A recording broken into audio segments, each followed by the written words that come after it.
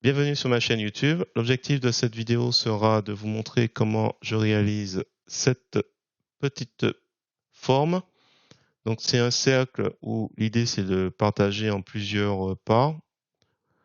Et j'aimerais votre avis pour savoir si parmi ceux qui maîtrisent un peu plus GIMP, si vous auriez procédé autrement. Donc là on a la forme 2 et là c'est la forme 1.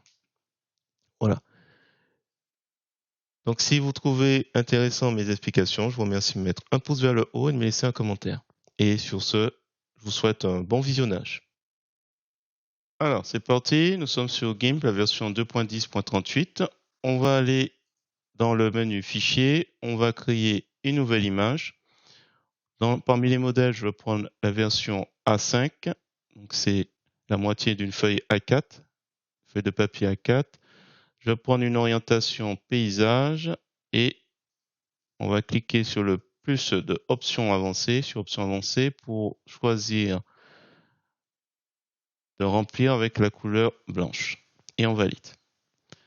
Alors, ce que je vais faire, c'est que je vais aller dans Images pour activer parmi les guides un nouveau guide en pourcentage. Et à la limite, on va mettre vertical 50 et Image, guide, toujours pareil, pourcentage, horizontal 50. Alors l'idée, c'est de prendre après l'outil de sélection elliptique. Dans les options de cet outil, être sur le mode en place la sélection actuelle, lissage, étendre depuis le centre, fixer pour avoir un cercle et pas une ellipse, et la proportion 1/1. Donc comme ça, alors je fais CTRL molette de la souris pour me rapprocher au plus près. Comme ça, je pars, j'ai mon cercle, alors je fais CTRL molette de la souris pour m'éloigner. J'agrandis. On va faire un truc comme ça. Hop, voilà. Comme ça, on a un cercle qui est fait. Alors, il n'y a pas trop d'indications sur la taille. Donc, vous estimez que c'est bon, avec un petit peu de marge de part et d'autre. Alors, avant de remplir avec la couleur noire, on va créer un nouveau calque. Tout est en suspension. On va appeler ce calque cercle. Le mode normal est rempli de transparence. On valide. Et là, j'irai chercher ma couleur noire pour faire un glisser-déposer de la couleur noire. Voilà. Une fois que c'est fait, je peux cliquer à côté pour désélectionner et on voit que on a un nouveau calque cercle rempli. Donc, ça c'est bien, on a séparé nos deux éléments. Alors, ce qui reste à faire, c'est là où je pense qu'il y a plusieurs méthodes à accomplir, c'est séparer ce cercle en plusieurs parties. Alors, on va faire méthode 1. Hop. Et je vais déjà dupliquer pour vous montrer la méthode 2. Alors, méthode 1. Je sélectionne, je prends l'outil de sélection rectangulaire. Je vais dans les options de cet outil, donc remplace la sélection actuelle, tout est décoché. Non, on va cocher étendre depuis le centre, fixer les proportions, non parce que je veux pas un carré, et du coup même chose que tout à l'heure. Je pars du centre pour déterminer ma sélection rectangulaire et j'évite de cliquer ailleurs. Je détermine, je ne sais pas si ça se voit à l'écran, ma sélection. Alors au plus fin possible. Là, apparemment, on a ici en hauteur 10. Là, normalement, il faut juste que je dépasse un petit peu à droite et à gauche, si ce n'est pas déjà le cas. Voilà, une fois que c'est fait, là, on remarque qu'il y a une distinction de mise en forme. Là, cercle dièse 1 n'est pas en gras, contrairement à arrière-plan. Donc, juste pour rappel, cette distinction, ça m'indique que là, on a le canal alpha. Donc, le canal alpha, comme c'est indiqué ici, ça ajoute une information de transparence. Si je supprime, il va me prendre la couleur d'arrière-plan qui est actuellement chez moi, la couleur blanche. Voilà. Donc là, j'ai beau cliquer, il ne se passe rien, c'est normal. Il y a déjà le canal alpha, donc il y a déjà l'information selon laquelle que si je supprime la sélection, l'intérieur de la sélection que je viens de tracer, il va la remplacer par de la transparence. Donc si je fais édition effacer, on a du blanc qui apparaît, c'est normal.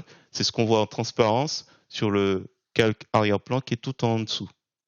Donc sélection, on pourrait faire aucune, mais on va faire une chose un peu particulière, c'est qu'on va utiliser l'outil de sélection. Et dans les options de cet outil, contrairement à d'habitude, on utilise un calque, on va lui dire qu'on veut transformer une sélection. Alors normal, cubique, ça n'a pas trop d'importance sur le reste, non.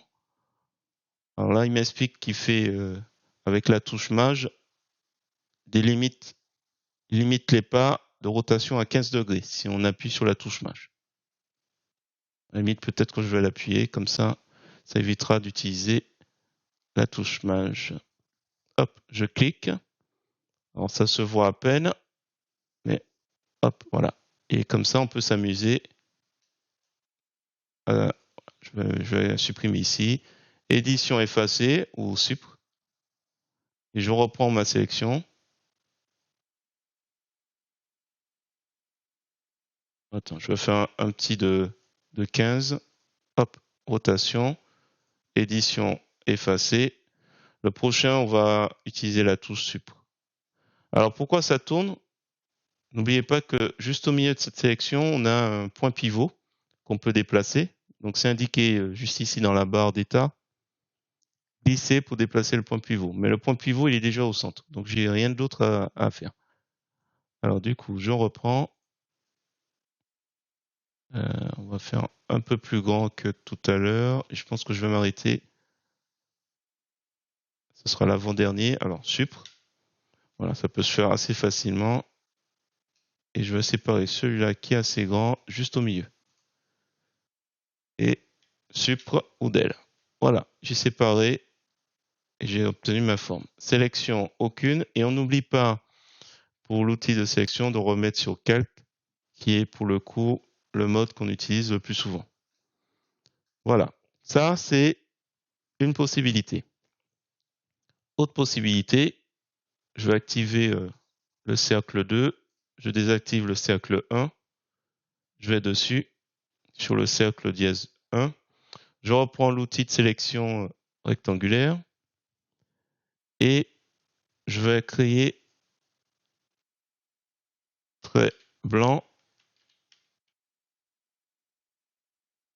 Alors je vais toujours utiliser le mode normal, transparent, et je valide. Et je vais me rapprocher comme tout à l'heure, comme précédemment. Hop, je trace. Alors on avait dit 10.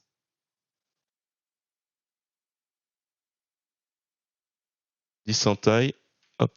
Alors j'ai pas malheureusement retenu la longueur, tant pis. On va faire comme ça. Et là, contrairement à tout à l'heure, je vais pas faire un sub, je vais faire, comme c'est indiqué, un trait blanc.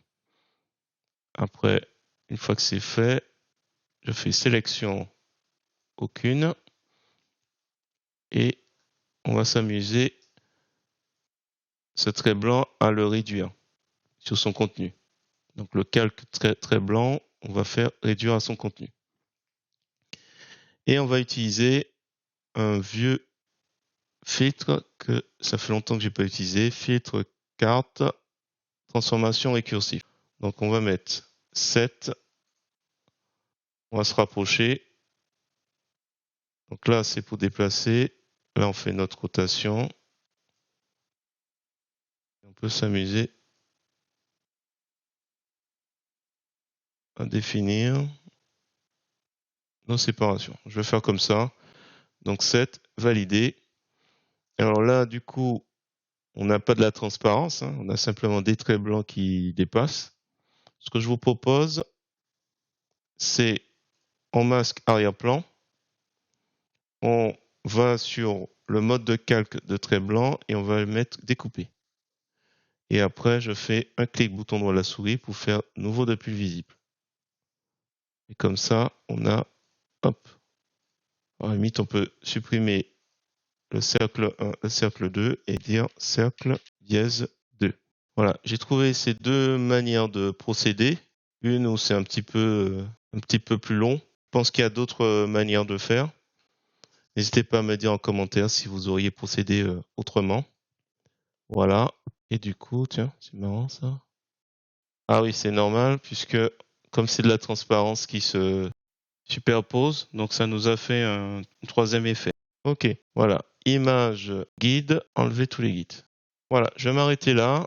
L'idée, c'était de voir un petit peu certaines fonctions, assez simplement. Si vous avez trouvé intéressant cette vidéo, n'hésitez pas à me le dire en commentaire. Et si vous avez d'autres méthodes, n'hésitez pas non plus. Et sur ce, je vous dis à bientôt.